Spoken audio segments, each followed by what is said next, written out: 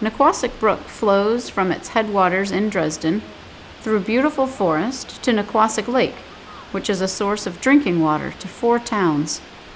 The lake is formed by a dam just below the Woolwich Town Hall, and a fish ladder provides passage for American eel, blueback herring, and alewives. The alewife spends its life at sea, and it comes inshore to places like Nequasset Lake to spawn, to lay the eggs. Along the way, for the alewife and all of the other types of fish, we have barriers, such as the dam here. Woolwich has been incredible over the centuries. They have legislated it and mandated that passage was provided over this barrier. And you stand up there, right?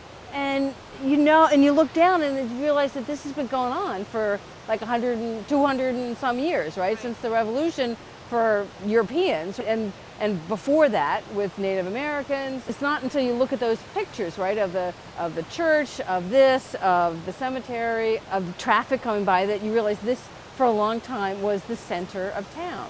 And so that part I really like as a historian.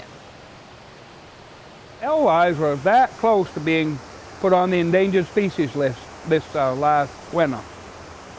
And they didn't in Maine because we've taken care of the alewife runs.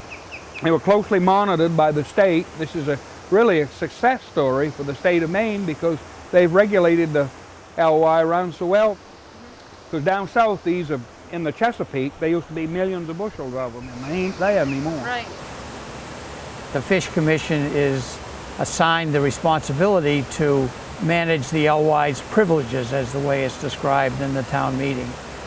The process that we go through is we have 5 members, we vote, we have to prepare a program plan for the state, we have to keep records, we have to allow them to sample some of the catch biologically, and most importantly, we hire a harvester.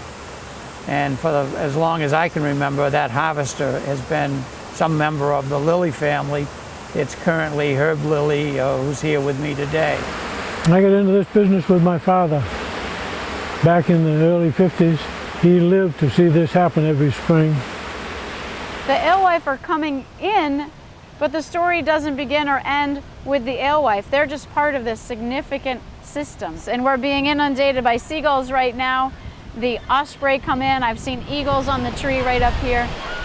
Alewives tie our ocean, rivers, and lakes together, providing vital nutrients.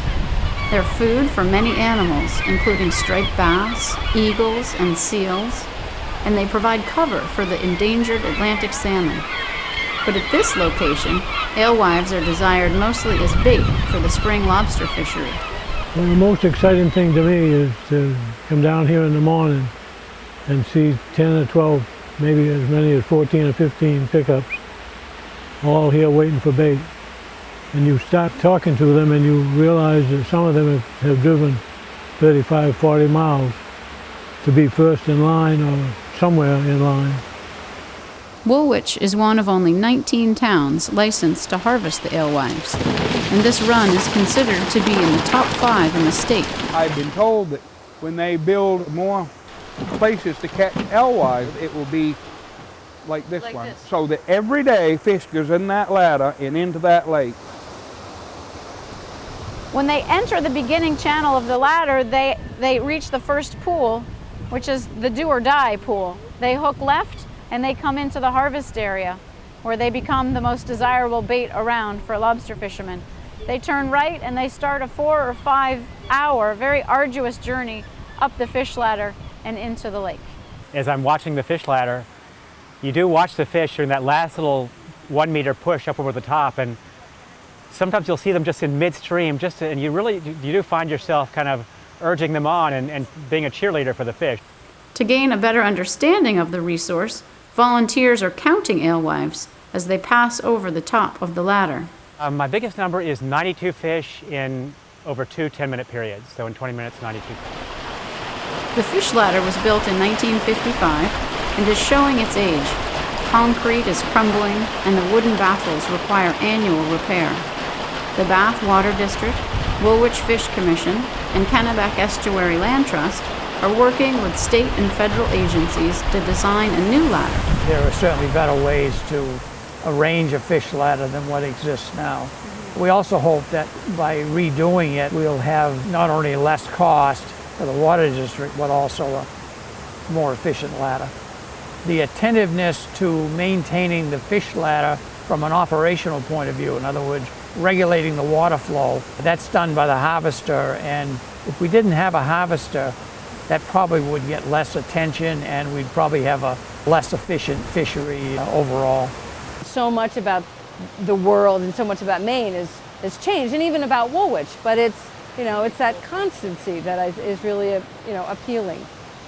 Now this is a superior run, it really has, and it's been a model for the state, I would believe.